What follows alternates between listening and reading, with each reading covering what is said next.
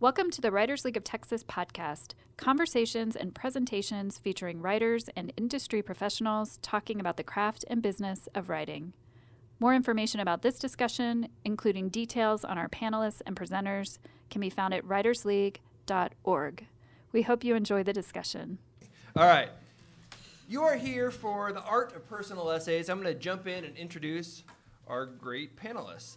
To my left is Adjarian. She has published her essays, short fiction, and poetry in such journals as the Baltimore Review, Grub Street, Verdad, South 85, the Serving House Journal, Piff, Gravel, Glint, and Crack the Spine, among others. As senior nonfiction book reviewer at Kirkus, her articles have also appeared in Arts and Culture Texas, Bitch Magazine, Tribeza Austin, and the Dallas Voice. Currently, she is at work on a family memoir provisionally titled This Life That Binds. Please welcome Maud.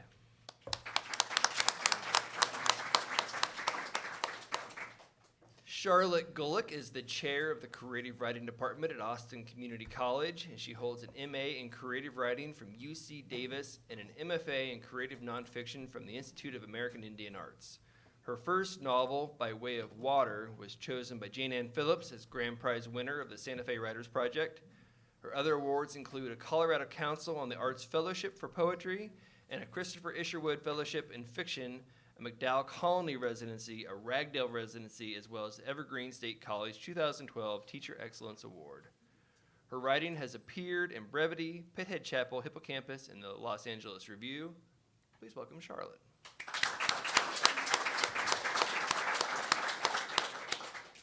Chaitali Sen is the author of The Pathless Sky. Her fiction, essays, and reviews have appeared or are forthcoming in Ecotone, New England Review, New Ohio Review, Colorado Review, Catapult, Lit Hub, Los Angeles Review of Books, Chicago Quarterly Review, and other journals. She holds an MFA from Hunter College and currently lives here in Austin. Please welcome Chaitali. Also, it occurs to me that as I read your bios, that long list of places you have published, I hope you were all writing those down. But in case you weren't, you can find them on our website because people always ask, where can I publish? Where can I publish? The best thing you can do is look where other smart people have published and check out those places. With that, let's begin. So we're talking about personal essays, and in some ways, it seems like, in terms of defining what we're talking about, it seems like we all think we know what personal essays are, but when you dig a little deeper, sometimes it's a little fuzzy because they're similar to or related to memoir and first-person reportage or journalism, op-eds, and then sort of maybe what we think of as essays. And so I thought we would start just by figuring out what makes it different or the same or similar, the overlap between all those forms. And so I'm just going to throw this out to all three of you. What is the difference between a personal essay and a memoir? Is it just a matter of length, or is there something else going on? Once we answer that, we have all the answers to the universe. It's very unclear. I really don't have the answer to this one because I don't write much memoir. So someone else should take this one. I like these answers because one of the things that sometimes happens when anybody goes to study writing or think about writing is they encounter so-called rules, and what it really comes down to is we're all kind of making it up as we go and we're trying to figure it out. Charlotte, I will say that I define, memoir has to do with memory primarily, and memoir is different than an autobiography. And personal essay, the way that I define it is it's much more about contemporary issues, and often there is memoir in it because a contemporary issue may call up an issue from the past. But there are really interesting things like braided essays where you're looking at something external to explore the internal. And like an op-ed, you're probably our expert here, so there's a specific format and a specific word count on it. But I think personal essay, for me, is about more contemporary issues as they touch upon the past, where memoir is focused more on the past. I don't completely agree with that. First of all, I have to tell you that I truly do make it up as I go along. I tell people that I have a guerrilla MFA, and that's the truth. Basically all of my knowledge has been from being a reader of all kinds of things, and as Michael mentioned, I'm a Kirkus reader, and my specialty there is memoir. and also essay, and I've seen everything under the sun, really. I do agree with Charlotte that that is a possibility for the forum, but the way that I handle the personal essay, I have to say that most of the ones that I've written look like short stories, but they are not.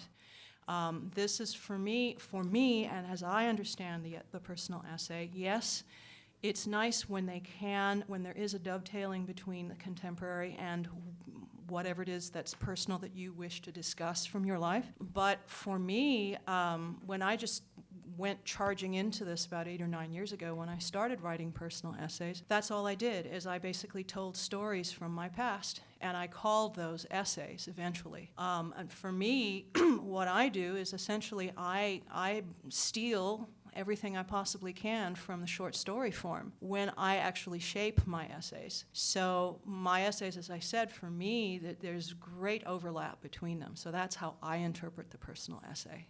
What about with like more formal journalistic techniques, like interviewing people, doing research? Are those sort of standard parts of personal essays? Maybe not.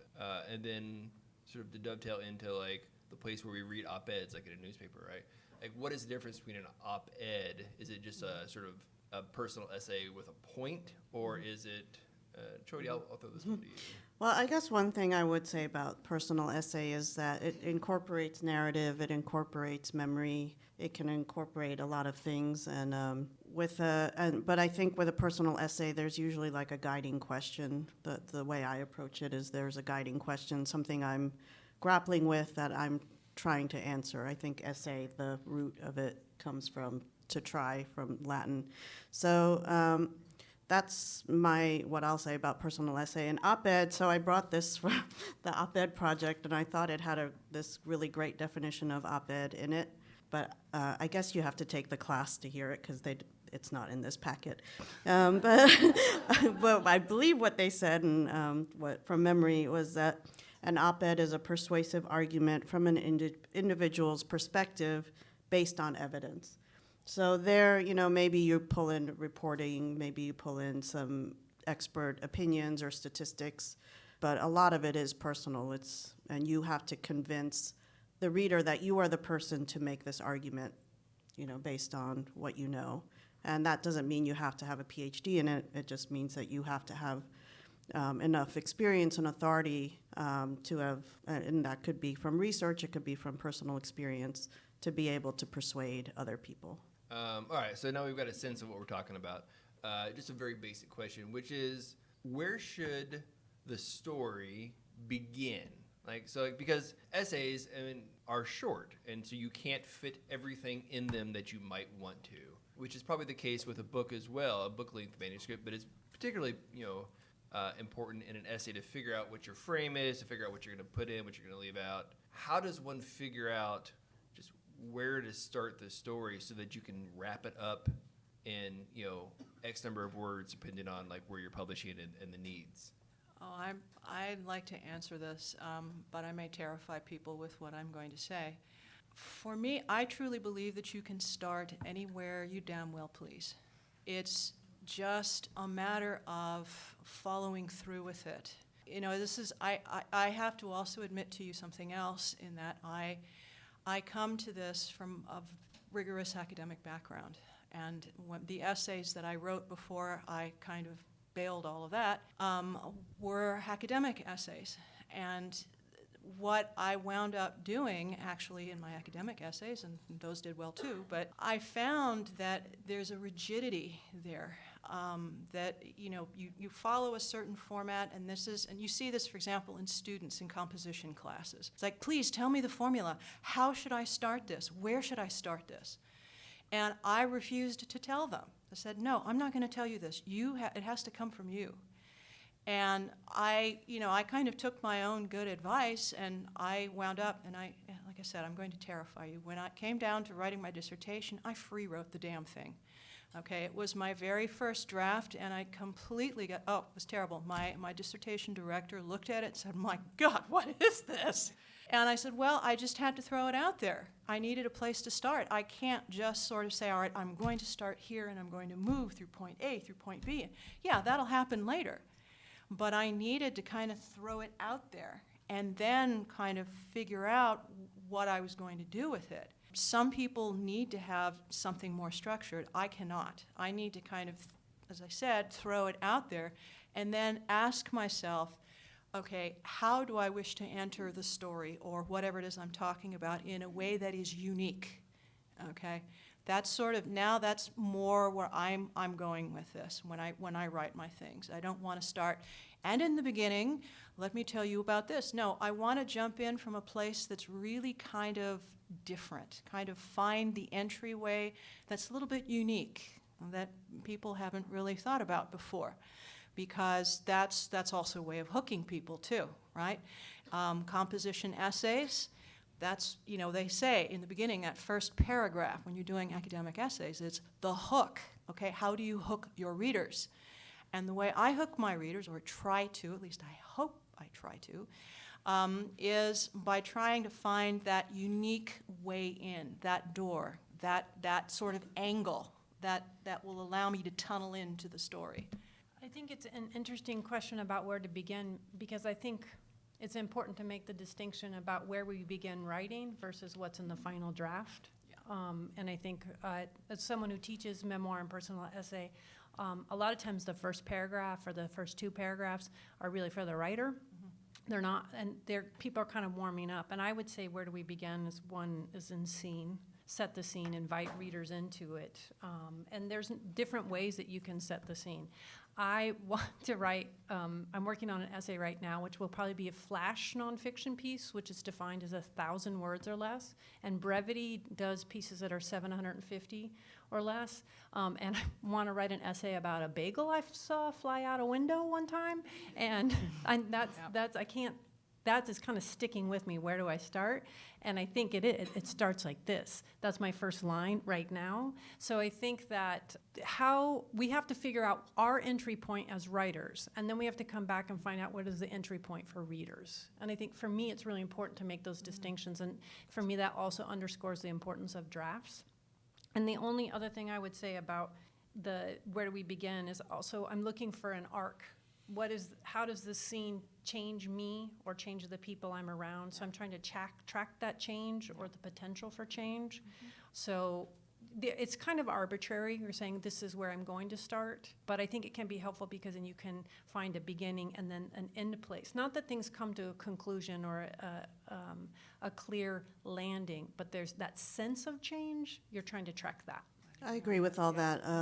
I usually try to begin with something that is going to get under the reader's skin so that, it gives them something to think about and chew on as they continue to read the essay. And often that's the thing that was the catalyst for me writing the essay, some experience or image or something that happened in the news. With an op-ed, you're often working with something like 750 words. It might sound like a lot, but it's actually very, very short. And I know that when I've been wound up about something I've sat down to write, I blow past that and no problem. Mm-hmm. How do you frame an op-ed so that you can sort of keep it how do you begin it and frame it so that you can keep it within a pretty short span of words? I never get the word count right on the first draft. So you start out with way more than you need, and then you I read it to myself over and over again and figure out what's repetitive, cut that, what's not making the argument as sharply as it should, cut that. And then I usually end up with some combination of images and my experience and an argument that's, people I haven't heard before. That's the reason that I write these pieces, because I think that no one else is saying these things. So, and then I usually come back to my beginning somewhere at the end.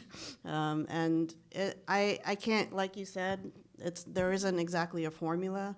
I mean, there is a formula in the op-ed project, at the op-ed project website, but I don't follow that formula. So, Tell us for a moment about the op-ed project. Okay, sorry. For those Yeah. of us who aren't familiar with it. So the op-ed project began as a way to get marginalized voices into the opinion pages. So op-ed means opposite the editorial page. It's the opportunity for people who are not, affiliated with the newspaper to get their ideas out there.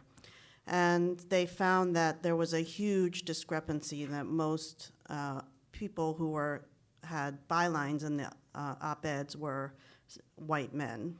So they realized after some studies that the reason was that women and people of color just were not submitting. So this was designed to train people in how to write and submit op-eds. And so I took the class, and it's called the Op-Ed Project, Write to Change the World. And it's not cheap, but I asked for people to help me, and with the promise that I would write things in the service of humanity. So I got to go in Dallas, and so you can go to the opedproject.org and find out, when the next workshops are. And they circulate around the country. Can I add to it? Yeah. I did the training in New York, and the great thing I think it's really useful is that they get you to own your expertise.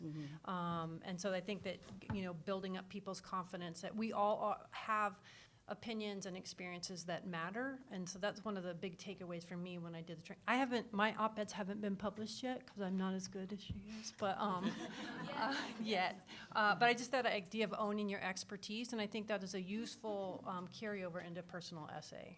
Well, I was about to say, Yeah. because that it takes a certain kind of confidence or hubris to say, like, I'm going to tell people about myself, and it's going to matter, and you're going to care enough to keep reading.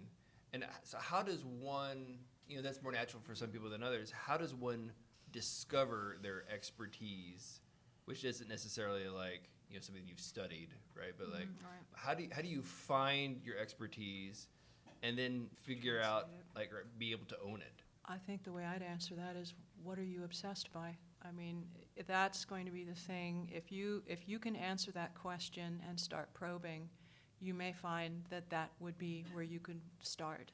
Because if you can't stop thinking about it, then maybe that's a sign that it's time to kind of make that manifest somehow. For me, my obsession currently, and for the last, I don't know how many years, has been trying to write about my family. And that the words come, absolutely. Now it makes me wonder, once this project is done, all right, what's my next obsession? So I'm going to have to do some digging on that. But that's the way that I would think about it. I think that's perfect. This was actually a crisis I had in the class where everybody had to get up and say what they were an expert in. And I was just like, I'm not an expert in anything. And I actually bombed that segment of the class. Like, everybody would acknowledge that I did very poorly. But I think I was probably one of the first to get an op-ed published after the class, because I'm obsessed with things, and when I felt strongly enough about what I had to say and my perspective on it that I was able to, get past my feelings about not being an expert. One other thing I'd add is if it's genuine, and if it resonates with you that strongly, more than likely it's going to resonate with other people. Because and this has nothing to do with essay, but for the fun of it, I tried to do some poetry on the same subject, and I couldn't believe the response, because not necessarily because the poems were great, but because you could tell from what I had written that this was something that I had been ruminating about for a very long time. So if that helps. I was going to say, what are the universal challenges in the human experience? I think that's a good way. One of the ways that we become experts on our lives is that we start to, where's the universal, where do other people connect with this? So again, to go personal, my father was wrongly denied his Social Security benefits, and Social Security Administration called the day that he died to say that they had made a mistake. And so you guys feel that right now, right? So you don't have that same experience, but there's something about that kind of resonating universal tragedy, if we want to say that, or betrayal. I think that's something that's helped me with my writing is I'm an expert in the sense of I know what it means to have a system fail someone. So I think that's where we live inside our experience, so it's hard to see ourselves as experts, but I think that if you start to think, well, where does this connect up for other people? Yeah. I think that is one of the ways you can start to feel like an expert and that what you have to say will maybe help someone navigate their own challenges. And I think the other way of saying this than obsession is that which sits unresolved within you. I think you're probably wanting to become an expert on that, so you can move towards that expertise by trying to start to articulate it. For both, sort of personal essays and op-eds, one of the things that you're trying to do is mix like your own experience with like context or information that is required to sort of to give a kind of like mental landscape around your own experience. Because without it, your own experience can sometimes not go very far. Like with an essay about somebody seeing a bagel thrown out of a window, as a story in and of itself, that's like what 5-6 words, right? And it's not 1,000. And so you have to sort of build something around that. And certainly with an op-ed, you're building your own personal experience or whatever like your expertise is around current events or whatever. How does one do that? How do you go back and forth, smoothly? How do you mix them together? Because the tendency, as with fiction, like with info dumps, is like, and here's everything about the place, and that's when the reader begins to like sort of like flip pages. How do you find the connections? Do you find them as you write, or do you have some idea when you go in, like, oh, this is kind of how it connects? I think it's a little bit similar to poetry, where one image leads to another. It's very different to me than fiction writing, where it's not so much linear in terms of like what happens next. You don't know. It's not intuitive. Well, it is intuitive what happens next. So that but it's not linear in time. It's not. It's really. You kind of get a feel for it, and I think it's just what you wrote last kind of suggests what should come next, and then when you're revising, maybe something else becomes apparent. And I read a lot of pieces similar to what I'm writing, and that kind of gives you a sense of the flow and what sounds good. And I know I've done it right when I read through it and it sounds good. I also think it's really interesting how research plays into this. Like, how do you bring in the larger world into the personal? So, like the essay about my dad, I learned a lot about the Social Security system. And I know, not off the top of my head, but I think that is a way to strike that balance between the larger world and the personal experience as research. But then there's the matter of like finding the finesse and the associative quality between them rather than the info dump. And I think it's really one of the powerful ways that you can do it is image to image. Yeah, I think that if you do it the way that my colleagues suggest, and I do that as well, then you stand a better chance of creating something that's not, all right, let me backtrack. A little bit of unpredictability is a good thing, I think. And if you follow the track of the image or the association or what have you, that could lead you down some very interesting paths. And this is where I mentioned earlier that I steal all kinds of things in terms of form from short story, but that's not all I do.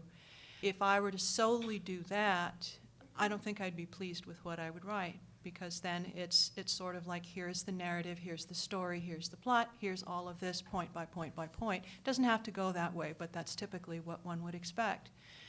And now that I'm actually moving into memoir, I just started my memoir now. I'm in chapter 2, and I'm finding that it's an entirely different landscape.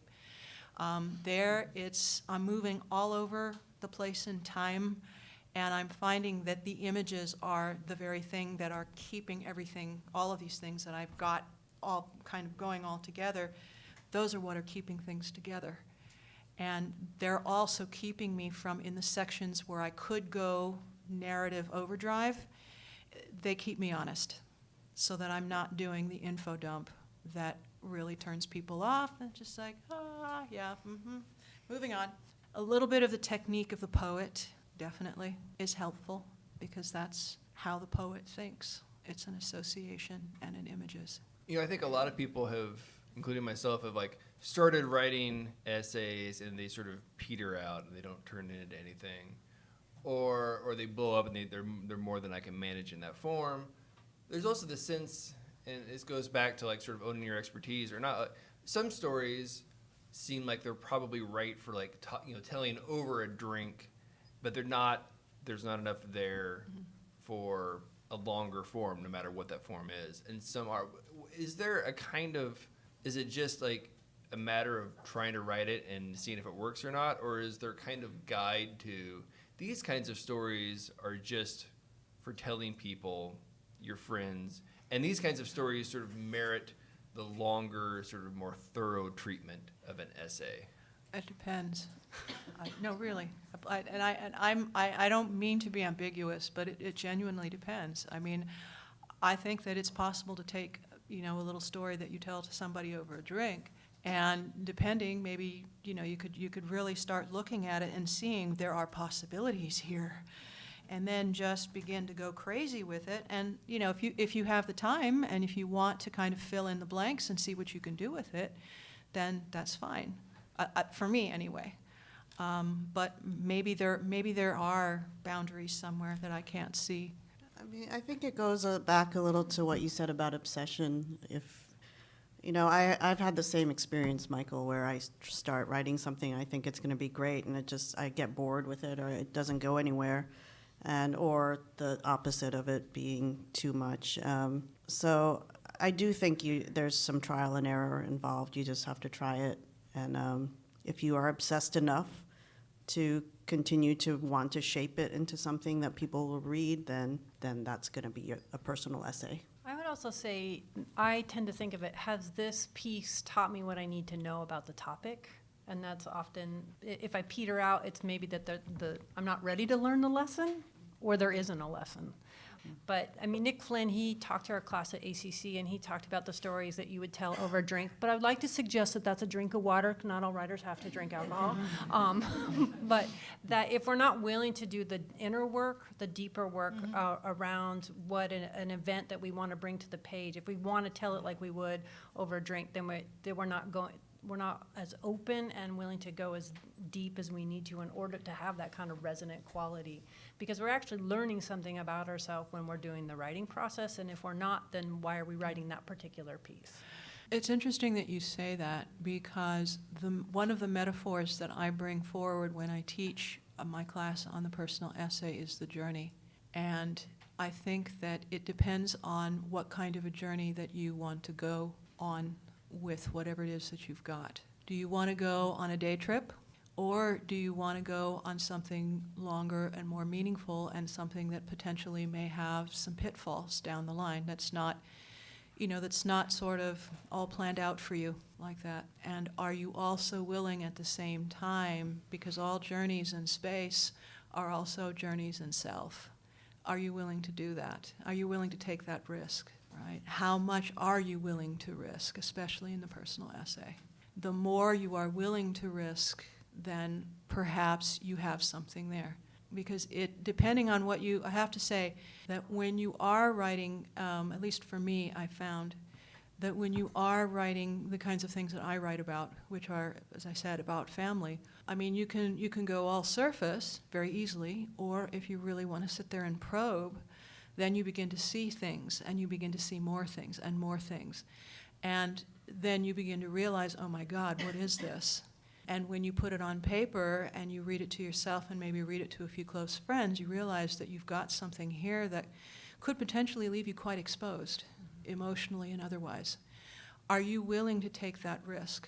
Are you ready for that? And that's a question I ask myself often, because what I'm writing now, there will be a chapter where I'm going to be doing some serious deep diving of the kind that I've not done yet. And I ask myself, am I ready to go out in public and tell people about this? I mean, I've done the inner work, but am I ready to go public with it? You're all three of you write in forms that are not personal essays, poems, novels. and especially like with novels, when you're working on them, they tend to sort of like a whirlpool draw everything in. And so I wonder what makes some kind of true story like set apart that you're like, the way to tell this is in an essay and not let it get gobbled up by a novel, which of course can do a lot of things that essays do in terms of like touching on current events and so on. But what makes something stand out and make you realize that you're going to write it as an essay and it's better told as an essay as opposed to a poem or a short story? Or because in things in fiction, you can sort of like, lots of writers have talked about this, how you can get an emotional truth, through inventing details. How do you know what form to, like, where to put it? Well, when I do fiction, and I write very slowly when it comes to fiction, I do what I call the shadow plot, and it's generally based on things that I've experienced and what could have happened. So that's, and there are reasons, in particular, the two novels that I'm working on right now, there are reasons that I want it to be in fiction because of the content. I'm protecting some people by maybe myself, keeping it in fiction. But for the nonfiction pieces, I typically write about race and white privilege and health and landscape in this country. And I think that, and I also write about that in my fiction as well, but I feel like those things have to be talked about in the nonfiction realm because we need to address them. And if I can throw my weight behind that, that's really important to me. So I think for me, people could dismiss some of that as fiction, and I don't want that stuff to be dismissed. So I guess with fiction, I can write about some real things, but take more leaps. I mean, to be honest, I wasn't that interested in writing personal essay until Trump got elected. And I was in the middle of a novel at that time, and then I was just like, this is going to take me too long to say something about this, so I better start finding a faster form. So that's when I really started experimenting with essays. So for me, there's some urgency. I think you were getting at that there's some urgency to say something in the immediate. So that's somewhat how I decide. I think there is something for me too about like having certain subjects. I really require the distance of fiction, just for me. So that's another factor.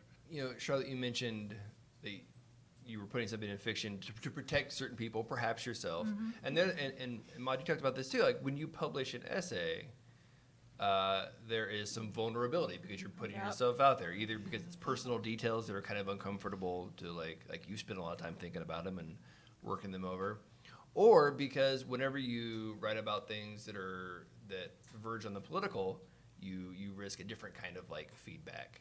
And especially with the way that social media works, sometimes it can get your message out, but sometimes it can bring you into contact with not awesome people.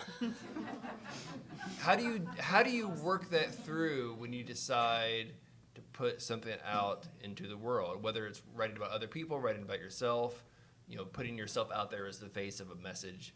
How do you sort of get your mind right to receive the feedback from readers? Well, one of the things that Vivek Griffith also has done the op-ed project, and one of the things that when she had a piece published and a lot of people came after her, I think if you do have op-eds, and you may have an opinion on this, is I wouldn't read the comments. I would have somebody else read them for you, and so just have them tell you the positive things, because there's trolls out there, or the things that might question the quality of the writing versus the quality of the thinking. I think those are helpful. But in my own stuff, because I haven't had op-eds published yet, I think that to write memoir or to write personal essay, you have to be looking at yourself as much as you're looking at other people. And so I think that accountability is a big part of that. And I mean, I have an essay that's about pelvic floor physical therapy. And it's very, very vulnerable. And it's such an important issue that I didn't know about before. And now I'm just like, well, I'm going to talk about this because we don't talk about this. So I think there's an amount of courage required because you want to create change. That's how I approach it.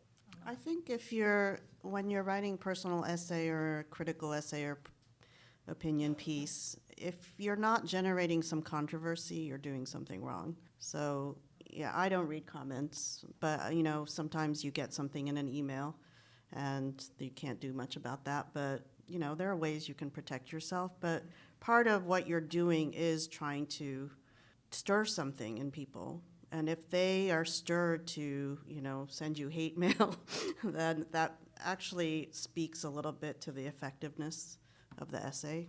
I mean, I think it's, so Drew is my husband, and he's on the board, and there's an essay that I've been writing about what I see as possibly what I call white nods and dog whistles. It's something that's happening in crowds when people don't think I'm with a person of color.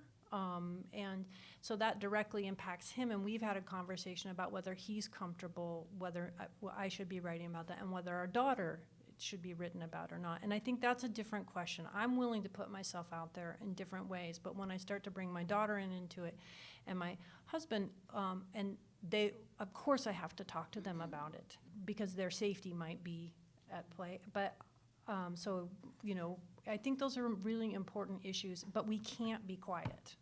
Particularly right now. What about with, you know, family members who are not, you know, your child or your spouse, or maybe more distant, or you've got a, you know, conflicted relationship with? Because oftentimes those are the things that we're writing about, but they don't necessarily reflect well on those people. And this is a question that we always get, like, what do you do when you're writing about people and they're not going to like it? What do you do? Like, how do you make those decisions about what to write, what to publish, what to not? Do you just wait till they're dead and then? Well, sorry to jump in here again. I just saw my mom, and she's like, "What are you working on in your writing?" I said, "Well, one of my novels." And she goes, "Is there a mother character in it?" I'm like, "She's dead." She's like, "That's great." But I haven't told her about the memoir, which is a lot about her, and it's so that's. But she should read it first, and there may be some things that I take out, even though they're shared moments that.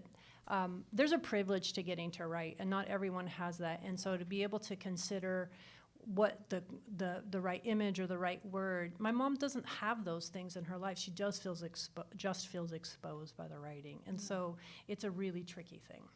Maud, you're writing about family. How do you make these decisions? Well, in my case, 2 family members are dead. 1 is still living.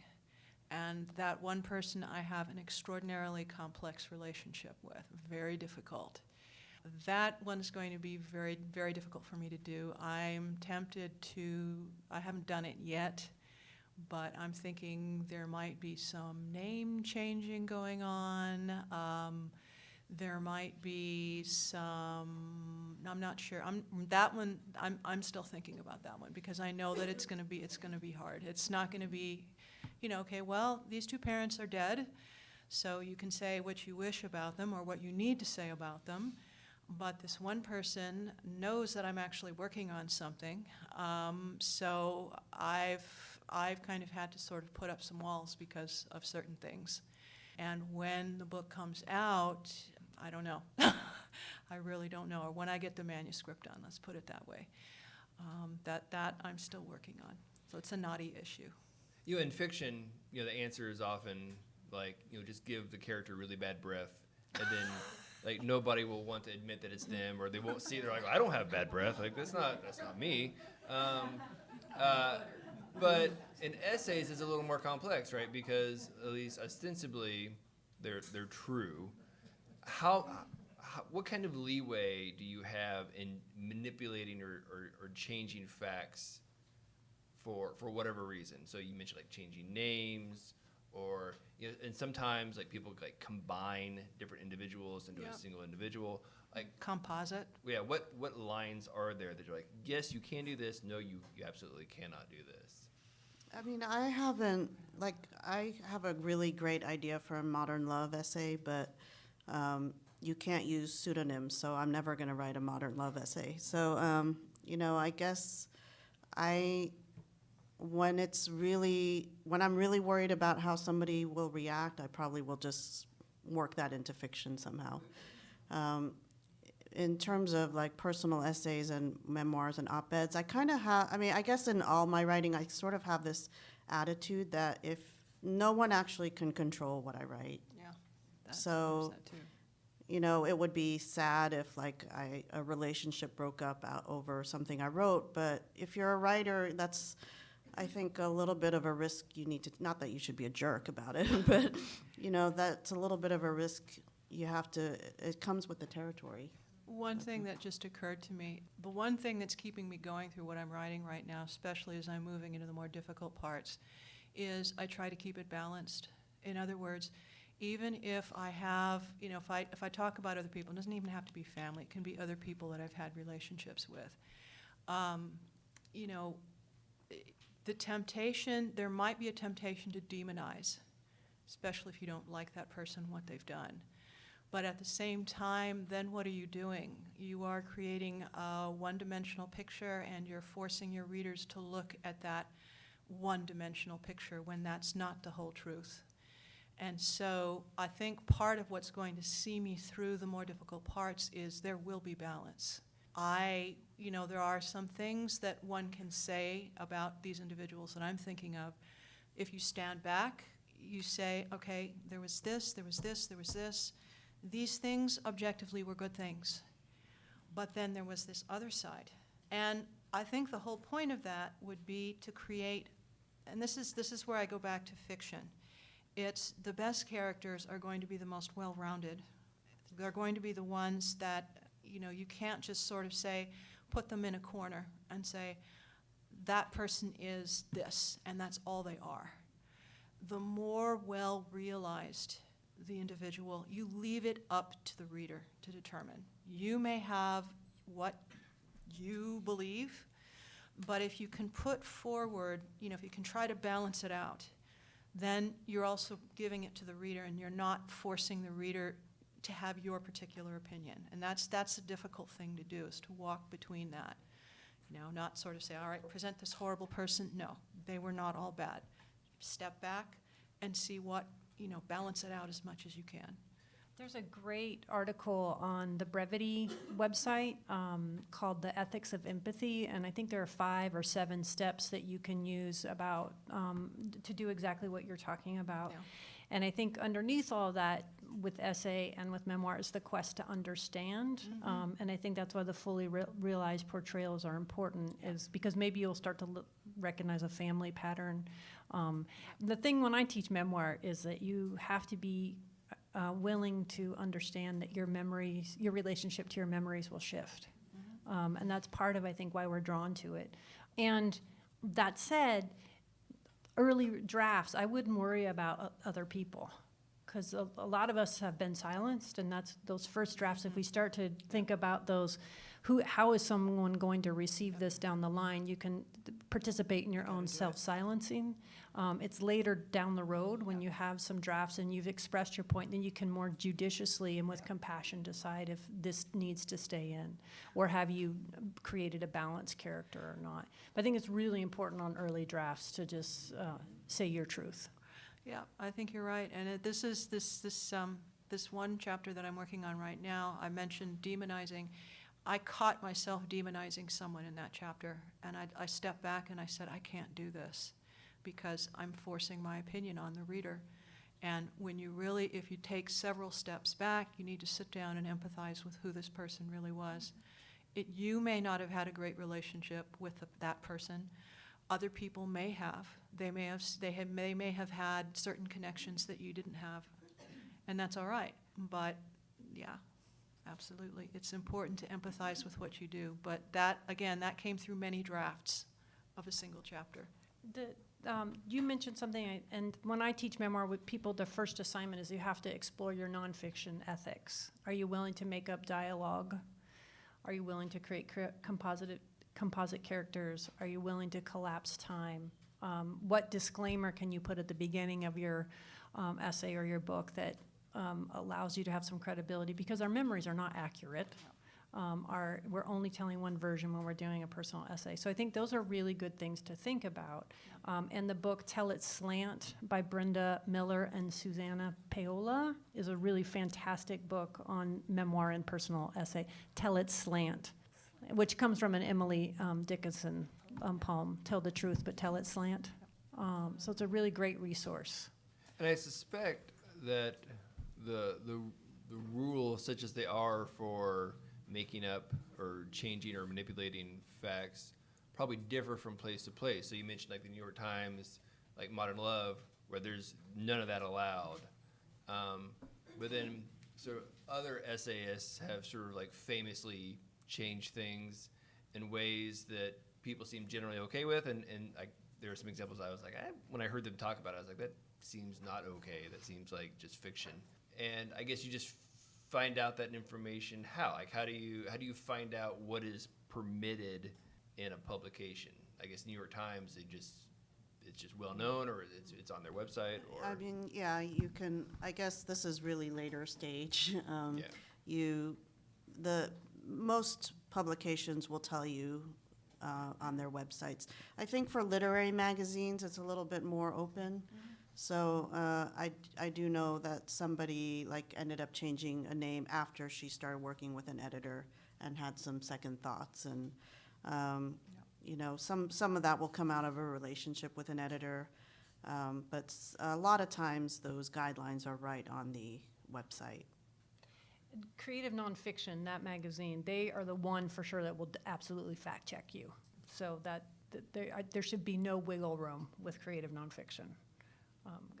It's very clear on there. But it seems like most other places are, if you're presenting it as true, they're going to mostly go with you on it, I think. I mean, here's just an example. I had an op-ed in the Austin American-Statesman a couple of weeks ago, and I had sort of inflated a number of, like a statistic, or like, from my perception, there were many of these right-wing militias surrounding me. But in their previous article on it, it said like a different number. And I could have justified my number, I think, but I just said, you know, let's go with what's on paper. So, you know, so just to say that a lot of times once you start with an editor, their fact checkers will point out things and ask you about it. And then that actually makes you more accountable. And I think, you know, that's one of the pleasures of working with an editor. Is that kind of an inherent sort of like conflict point in an essay or anything that involves like what really happened, is like your perception? For instance, if people are surrounding you, like, and you feel sort of like on an island, that they're going to seem like very many because it's how it feels. Whereas there can be, like, I guess, an objective number. Mm-hmm. I mean, I think a second pair of eyes, you're so close to a situation that you don't always even know what needs to be fact-checked. So I think that's where, you know, even having a second reader or having somebody, writing group, look at it and say, you know, maybe it would be good to have some more backing this up, or because you're so close to it that I never questioned that number. Since we're talking about publication, let's talk a moment about how one gets these things published. So we've been kind of talking about like literary essays and like op-eds. So we'll start with the literary essays. So, and it seems like there are places like Creative Nonfiction, which is like kind of ye old literary journal, where there's a submission like form, but that's not how they all work, right? Sometimes it's like a query or an email, or how does one go about publishing, like seeking out publication for an essay? I mean, this is something that I feel like I do have some shamelessness that I can teach other people. I pitch all the time, and I have like a 50% success rate. But, you know, there are like... Which is really high. Oh. Yeah. So a lot of times I pitch, sometimes, and I've found that pitching actually, when they just can see the seed of your idea, that's when you'll start to develop a relationship. Mm-hmm. The literary magazines like New England Review, all those like Pushcart Prize places, I mean, there are lots of lists of these literary magazines. They need creative nonfiction. They get lots of fiction submissions, and they don't get enough creative nonfiction submissions, and they're constantly asking for them. So it's really worth just looking at some of those literary magazines, seeing the kinds of nonfiction that they publish, and seeing where you would be a fit. So I've done both. I've submitted whole pieces, I've submitted pitches, and you just have to do it a lot. The Poets and Writers, on their website, they have tools for writers. They have a list of databases, places where you can go, and you can just put in nonfiction, and you can screen out, and it'll tell you what the reading dates are, when you should be submitting things. So that's a really good resource. My current strategy is to buy the Best American Essays each year. You're going to get a really good book, and in the back, there's all the finalists. And I'm submitting to where all those finalists were published. Because I just figure out that's probably the second tier, or some of them first tier that I want to get to. So that's where I made my decision to go, was with that. I mean, also, if you have essays ready to submit and you're not unsubmittable, which is free to be unsubmittable. It probably costs to submit to magazines, but they list what the upcoming open calls for things. So that's another place to find out where you can submit your work. Also, if you're on Twitter, I heard from people that editors will tell you what kinds of things they're looking for on Twitter, and I just got on Twitter for that reason. So There's also another way. That's the guerrilla way. It's my way. My goodness, how did I do it? This was a long time ago that I started submitting. Let me start with one place I can suggest, which is the new pages. It's a little bit like Poets and Writers. There you will find a place where you can go ahead and filter out what it is that you want. So are you looking to publish a poem? Are you looking to publish whatever? And then it'll show you the most recent calls from various journals.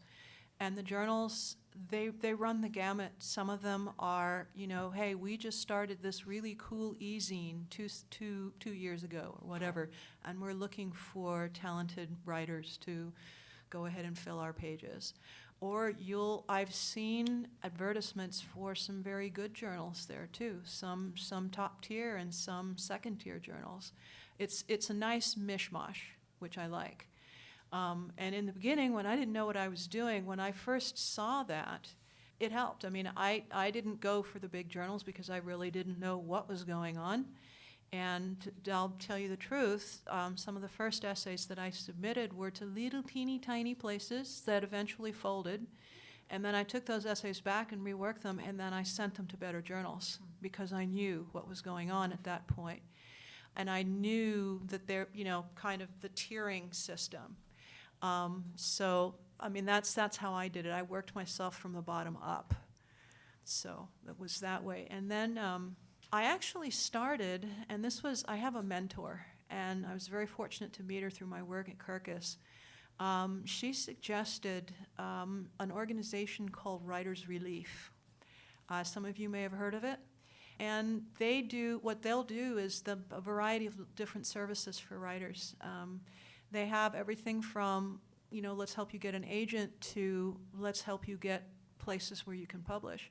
And I just tried it once just to see what they did. And what they helped me with was learning how to craft a query letter. Yes, they did that. And they also sent me, I think, something like 20 places where I could possibly submit this one essay that I was working on. And yeah, I tried all of those places, and I found out later on that these were, second tier, top tier journals that they were sending me to. But, for me, I guess maybe my process was to start from the bottom up. I felt better doing it that way because I kind of made my mistakes, and now I know not to make those mistakes again. So that's how I did it.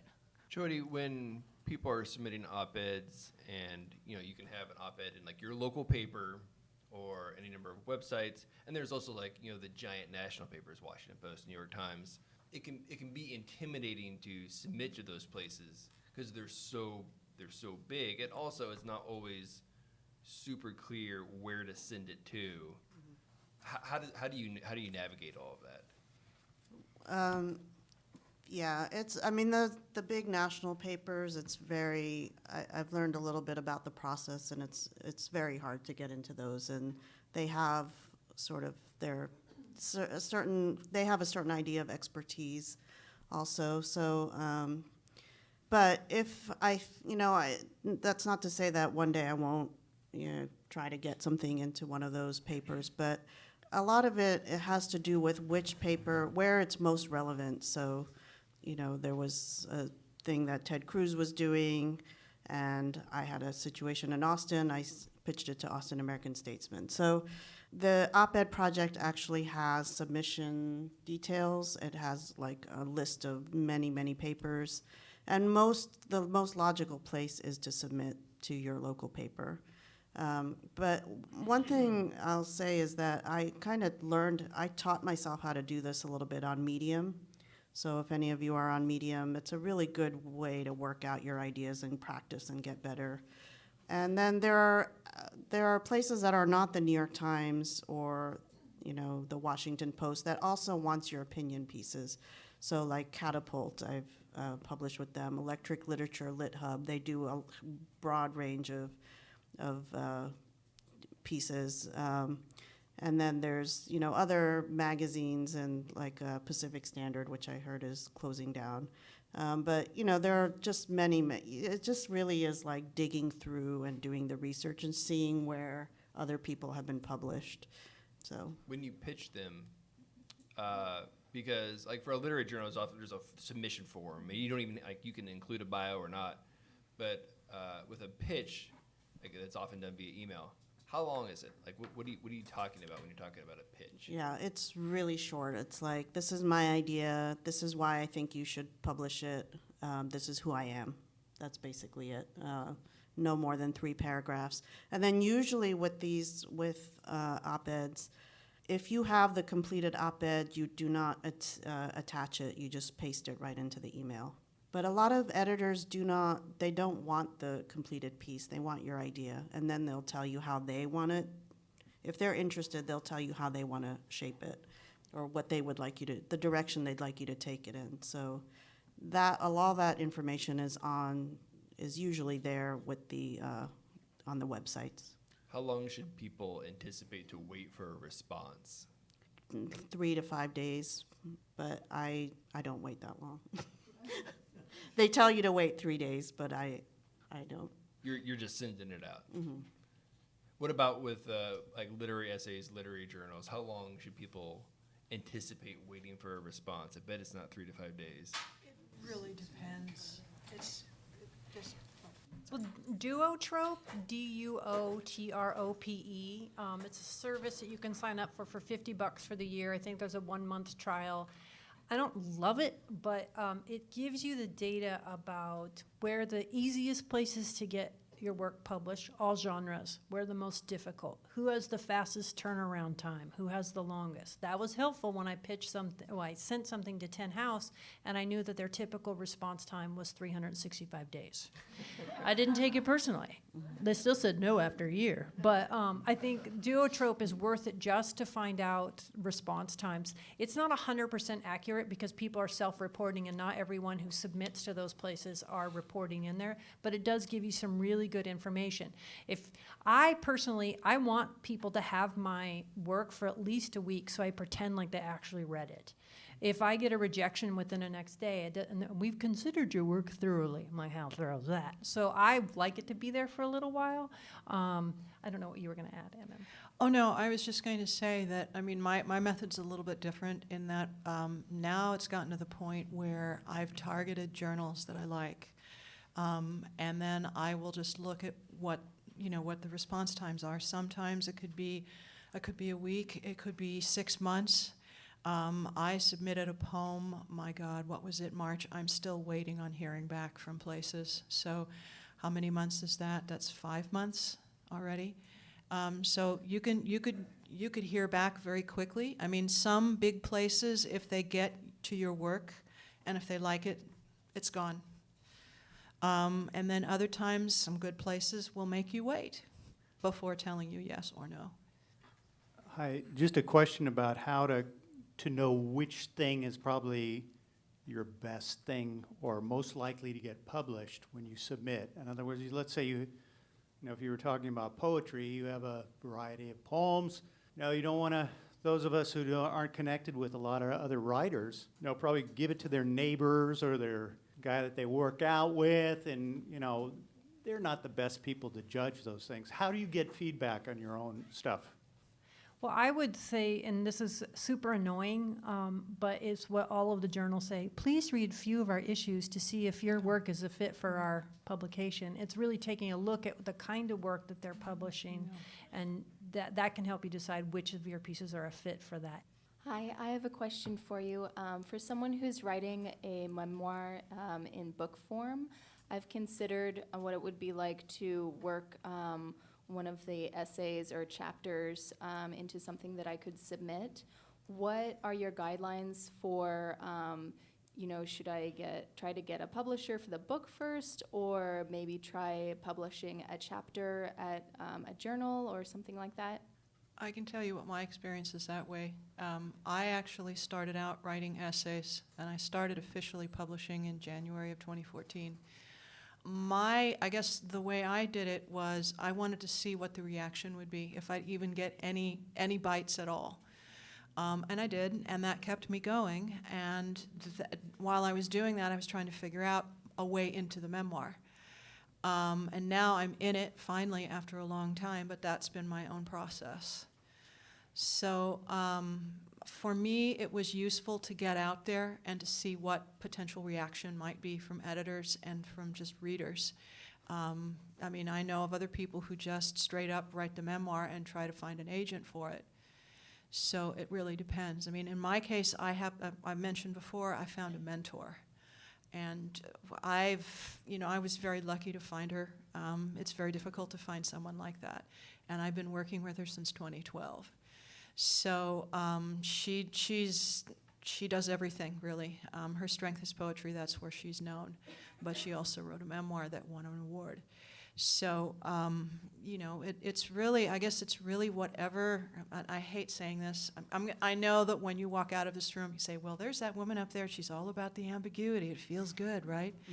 No, I can't emphasize that enough, is that, if you're a teacher or not, teachers can only show you a possible path. It's up to you to figure out what to do with that path. We can only show you things. We can't tell you how it really is, because then ultimately you have to figure it for yourself and what works for you. What works for me may not work for anybody else in this room. It's almost trial and error, really. Some of the things that some of my colleagues have mentioned I think are brilliant, they're wonderful. I don't know personally that I could do it, knowing the way I am, but it's out there. It's like, here's the smorgasbord. Right? You pick whatever works for you. And I think that's part of what you do when you write, though. As I said earlier, it's a journey. We can point out what you can see, but in the end, you may want to look at some other things and try some things that are absolutely off the board, right? So that's it. The only thing I would say about that is I don't think you have to finish your memoir book before you start trying to publish pieces from it. I kind of encourage people to, when you're ready, start submitting stuff. Yeah. You learn so much from working on short pieces with an editor at, any kind of magazine. The memoir that I have 3 of the chapters have been published, and I'm also someone who likes more immediate gratification than a book, because it takes so long. And I think in some cases, it actually gives you credibility for an agent or an editor. Like, oh, this piece has been in Brevity, or one of the chapters have. They're different. They're not exactly the same. So I think that's a little bit to their point, is like, are you willing to work on it as a standalone piece? But it's a representative of what you're interested in exploring. It's also, I would tune into what you need, and I think this is a little bit to MM's point, but if you get a rejection on a chapter and that's going to crush your desire to write the book, then maybe don't submit chapters right now. But it's like what gives you confidence and what keeps you married to the project in a way that's sustaining and joyful. There was a writer, and I'm forgetting her name. She lived in Austin for a number of years, and she's moved away, but her memoir was about going on an online dating date, and then she traveled the world with a guy. I'm totally blanking on her name. She got that book deal because she published an essay, I think it was in Slate, and it blew up. And of course, that makes it easier to publish it when everybody's like, "Hey, that was amazing. What else you got?" So, like with literary magazines, I've noticed you have like a reading window a lot of time, and it might be a month or 3 months or 6 months. Is there any sort of advice or advantage to submitting like right away in the beginning or more towards the like when they close the window? Does it matter? I've kind of heard different things, but I wondered just y'all's don't think you opinion. can control it that much. Yeah, that's not where you should put your energy. No. So, I'm just like, oh, it's open, I'm gonna submit.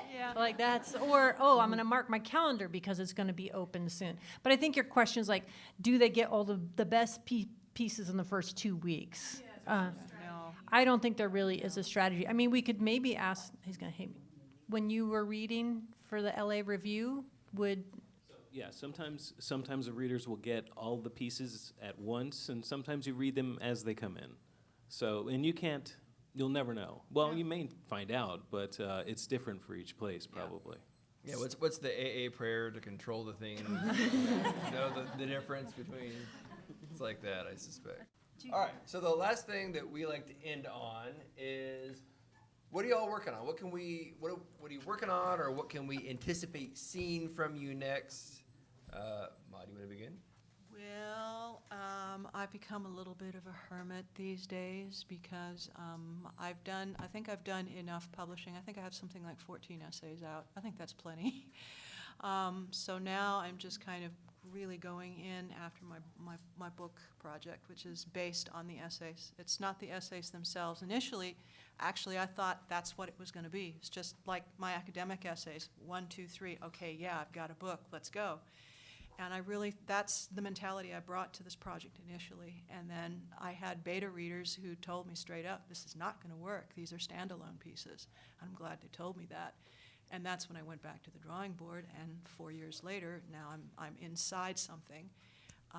But yeah, so I'm now working on a manuscript.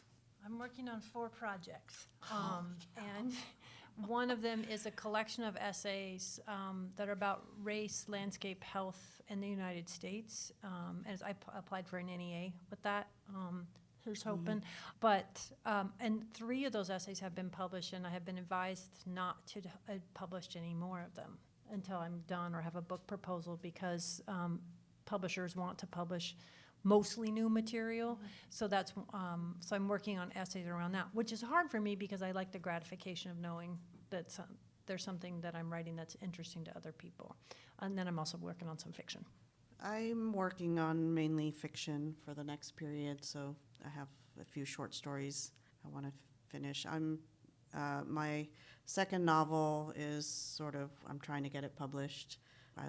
We've hit some roadblocks, but I'm going to carry on. And fiction. Please give our panelists a warm round of applause.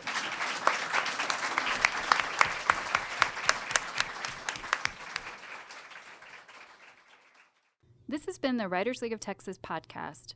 For more information about the Writers League of Texas and our many programs and services for writers, visit our website at writersleague.org. Email us at wlt@writersleague.org or give us a call at 512-499-8914. Thank you for listening.